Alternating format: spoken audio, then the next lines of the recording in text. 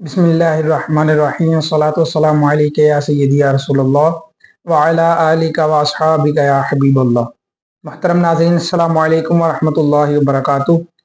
नाज़रीन, गुज़िश्ता एक वीडियो में हमने काबिल और हाबिल के हवाले से गुफ्तगू की थी कि किस वजह से काबिल ने हाबिल को कत्ल किया था। तो आज मज़ीद उस वाक़े पर गुफ्तगू करेंगे कि किस तरह काबिल ने हाबिल की लाश को छुपाया और एक कौवे ने इस मामले में काबिल की किस तरह मदद की और इसके बाद उसका क्या अंजाम हुआ। हाबिल को कत्ल करने के बाद काबिल हैरान और परेशान हुआ कि अब इस लाश को क्या करे, क्योंकि उस वक्त तक कोई इंसान मरा ही नहीं था और ना ही पता था कि अगर कोई इंसान मरेगा तो उसके साथ क्या करना है।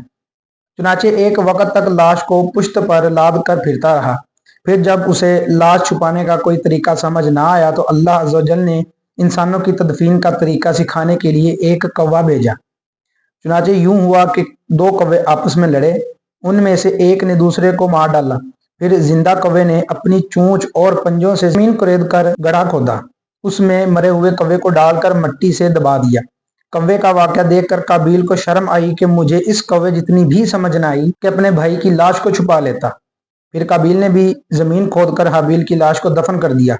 कुरान करीम में अल्लाह तबारक व तआला ने इस वाक़े को बयान फरमाया है। तर्जुमा है कि फिर अल्लाह ने एक कौवा भेजा जो जमीन कुरेद रहा था ताकि वो उसे दिखा दे कि वो अपने भाई की लाश कैसे छुपाए। कौवे का वाक़या देखकर काबिल ने कहा, हाय अफसोस, मैं इस कौवे जैसा भी ना हो सका कि अपने भाई की लाश छुपा लेता, तो वो पछताने वालों में से हो गया। फिर हाबिल को कत्ल करने के बाद काबिल का बहुत ही बुरा हाल हुआ। चुनांचे इमाम मुजाहिद रहमतुल्लाहि तआला अलैह से मरवी है कि जब काबिल ने अपने भाई को कत्ल कर दिया तो उसी दिन से अल्लाह ताला ने उसका एक पाँव पिंडली समेत उसकी रान के साथ मिला दिया और ये क़यामत तक यूं ही मिला रहेगा, और उसका चेहरा सूरज की तरफ कर दिया कि जिस तरफ सूरज घूमता है उसी तरफ उसका चेहरा भी घूम जाता है।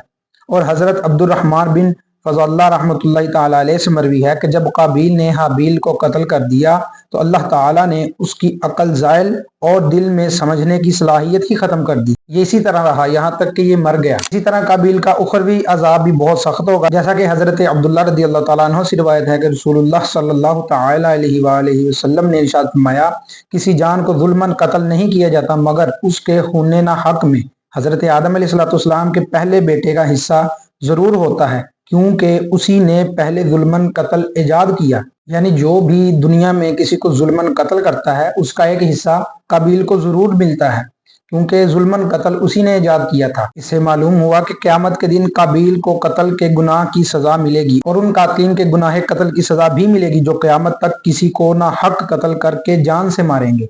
यानी क़यामत तक जितने लोग भी किसी को ना हक कत्ल करेंगे उसकी सजा का भी हिस्सा काबिल को जरूर मिलेगा। यहाँ इसके हवाला से कुछ अहम बातें हैं, वो मुलाहिजा कीजिए कि जिस तरह सगी बहन से निकाह हराम है हमारे लिए, तो हज़रत आदम अलैहिस्सलाम की शरीयत में सगी बहन से निकाह जायज़ था, जबकि हमारी शरीयत में हराम है। जैसा कि इरशाद बारी ताला है, हुर्रिमत अलैकुम उम्महातुकुम व बनातुकुम व अख़वातुकुम, यानी तुम पर हराम कर दी गई तुम्हारी माएँ, तुम्हारी बेटियां और तुम्हारी बहनें। और एक दूसरी बात है, और जब कोई ना हक कत्ल के इरादे से हमला करे तो उस वक्त जान बचाने के लिए मुज़ाहमत और दिफा करना ये वाजिब है।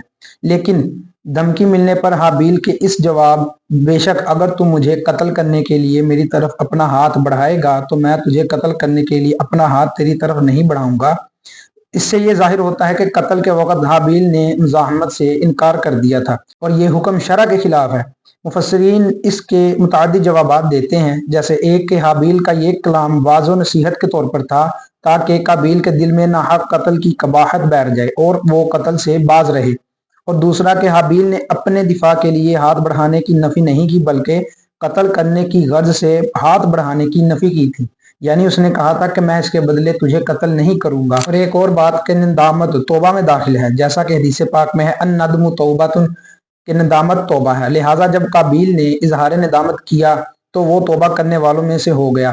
फिर उसकी तौबा कबूल क्यों ना की गई, तो इसका जवाब यह है कि वो नदामत तौबा में दाखिल है जो गुनाह पर हो, और काबिल की नदामत अपने गुनाह कत्ल पर ना थी बल्कि इस पर थी कि दफन का तरीका कौवे से क्यों मालूम हुआ, खुद उसके अपने जहन में ये तरीका क्यों ना आया। काबिल को इस बात की नदामत थी कि मुझे इतना भी पता ना चला कि मैं अपने भाई को किस तरह दफन करूं, ये भी मुझे एक कौवे के जरिए मालूम हुआ।